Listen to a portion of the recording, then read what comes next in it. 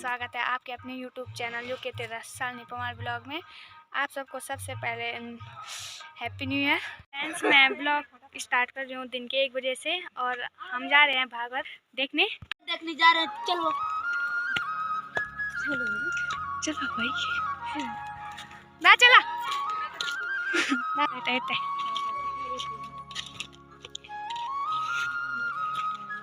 चला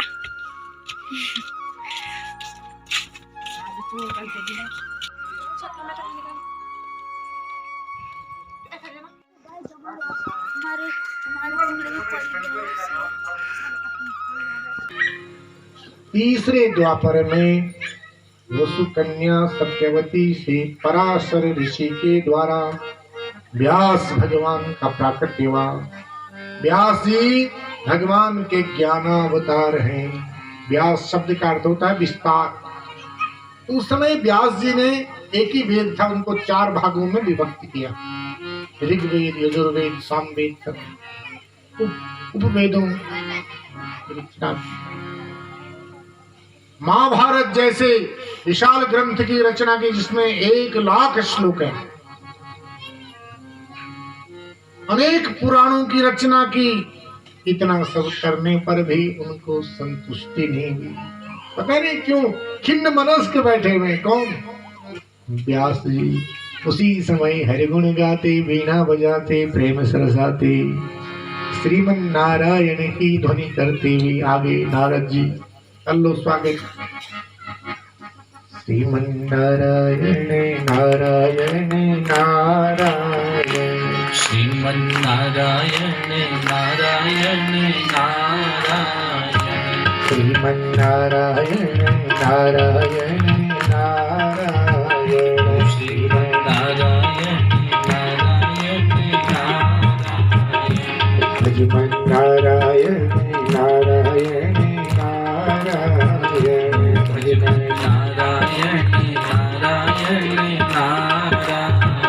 लक्ष्मी नारायण नारायण नारायण, ओम श्रीमन नारायण नारायण नारायण, श्रीमन नारायण नारायण नारायण, भजमन नारायण नारायण नारायण, भजमन नारायण नारायण नारायण, लक्ष्मी नारायण नारायण नारायण, लक्ष्मी नारायण नारायण नारायण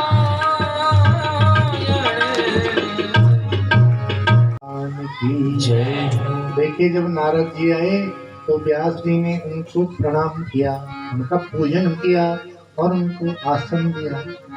तो नारद जी ने कहा, व्यास जी आपने तो बहुत बड़ा कार्य किया है, वेदों का विभाजन किया, महाभारत जैसे विशाल ग्रंथ की रचना की जिसमें धर्म अर्थ काम मोक्ष का विशद वर्णन किया और अनेक पुराणों की रचना की है, लेकिन आप खिन्न मनस्क क्यों बैठे हुए हैं? इतना बड़ा काम करने पर भी आपका मन खिन्न क्यों है? ये नारद जी ने पूछा। तो व्यास जी ने कहा, यही तो मेरी समझ में नहीं आ रहा है कि मेरा मन खिन्न क्यों है। यही तो मैं आपसे पूछता हूँ कि मेरा मन खिन्न क्यों है।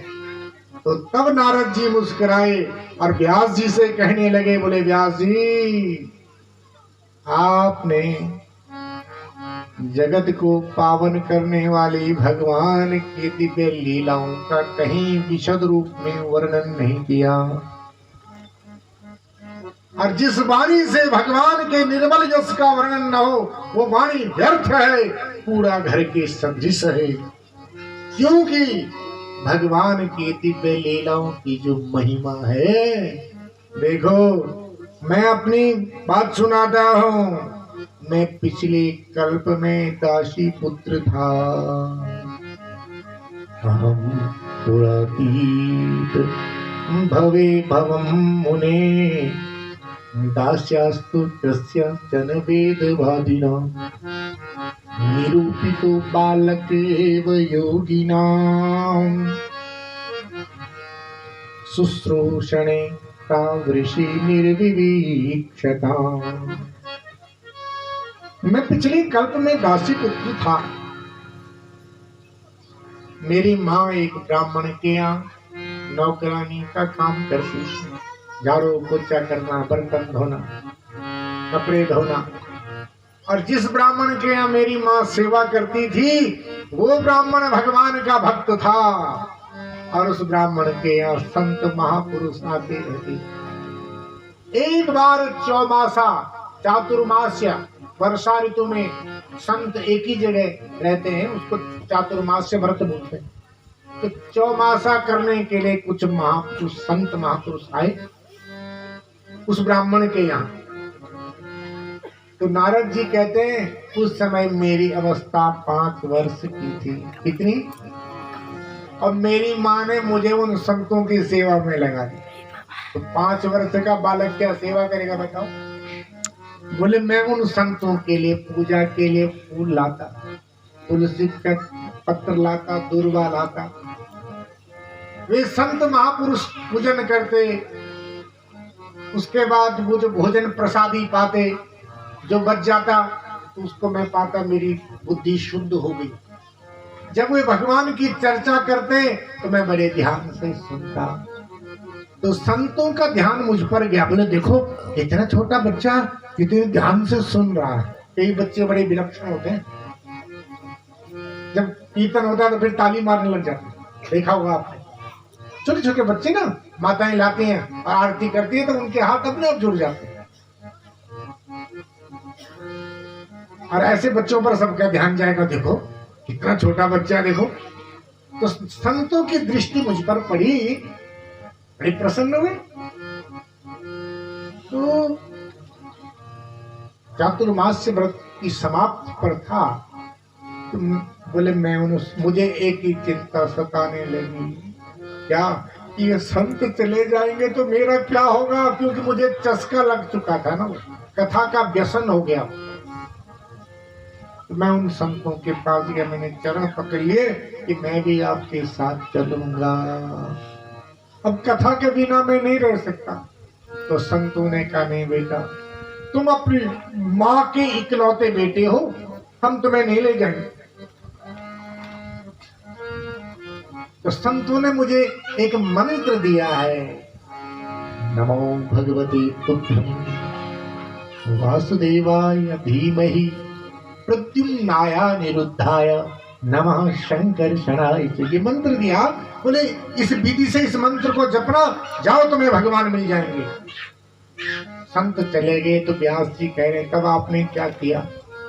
तो तब सुना रहे हैं, एकात्मजा में जननी योसिं मूढ़ा चिकिंकरी मयात्मजेनन्यगतो चक्रे स्नेहानुबंधन। मैं अपनी माँ का इकलौता बेटा था और माँ का मुझसे बहुत प्रेम था, माँ के स्नेह पास में बंधा हुआ था, चाह करके भी नहीं निकल सकता था। एक दिन मेरी माँ शाम को गाय दुहने के लिए गई और वापस आ रही थी, रास्ते में एक जहरीला नाग लेटा, उसके ऊपर माँ का पांव पड़ गया और उसने माँ को डस लिया। माँ स्वर्ग से बाहर गई। रोया, अब प्रसन्न भी हुआ। रोया इसलिए कि माँ चलेगी, अब प्रसन्नता इस बात की होगी मुझे कोई रोकेगा नहीं, मैं हमेशा के लिए संतों के साथ चलेगा। माँ का क्रिया कर्म किया और उस उत्तर दिशा की ओर दौड़ा जहाँ संत गए थे। चलते चलते एक निर्मल नदी बह रही थी, स्नान किया, जल पिया, समीप में पीपल का वृक्ष था, उसके नीचे बैठा और जो संतों ने मंत्र दिया था, जिस विधि जो विधि बतलाई थी उसके अनुसार मंत्र जपा। मेरे हृदय में भगवान की झांकी प्रकट हो गई। पूरे शरीर रोमांच, पानी गदगद, आंखों से अश्रु बहने लगे, पर एक क्षण में वो झांकी अदृश्य हो गई। बस फिर तो मैं छटपटाया, बार बार ध्यान लगाने का प्रयास किया, ध्यान नहीं लगा। मेरी छटपटाहट को देख के आकाशवाणी भी, अरे बालक, अभी तुम्हारे भीतर वासनाएं हैं, इस जन्म में तुम्हें मेरा दर्शन नहीं होगा। हाँ, तुम्हारा जब ये शरीर छूट जाएगा, समय आने पर प्रलय हो जाएगा, कल्पांत, और उसके बाद जब दोबारा सृष्टि होगी, तुम मेरे पार्षद बनोगे। बस नारद जी बड़े प्रसन्न हुए और प्रतीक्षा करने लगे। एक दिन उनका पंचभूत शरीर पंचभूत तत्वों में विलीन हो गया। समय आने पर प्रलय हुआ, दोबारा जब सृष्टि हुई, बोले ब्रह्मा जी की गोद से, और मैं दासी पुत्र से क्या बन गया, बोलो, देवर्षि। नारद जी की कथा है। आज समस्त देवता, दैत्य, मनुष्य सब मेरी पूजा करते हैं, मेरा सम्मान करते हैं। मुझे दासी पुत्र से देवर्षि बनाने वाली कौन है? ये कथा जिसको आप सुन रहे हैं, ये भगवान के दिव्य गुणानुवाद, दिव्य लीलाओं का वर्णन। इस कथा में वो विशेषता है जो नर से नारायण बना देती है। क्या? क्योंकि कथा से ही हमारे दुर्गुण दूर होते हैं। श्री भागवत भगवान की आरती, पापियों को पाप से है तार। यह अमर ग्रंथ, यह मुक्ति पंथ, यह पंचम वेद निराला। नव ज्योति जगाने वाला है, नव ज्योति जगाने वाला है।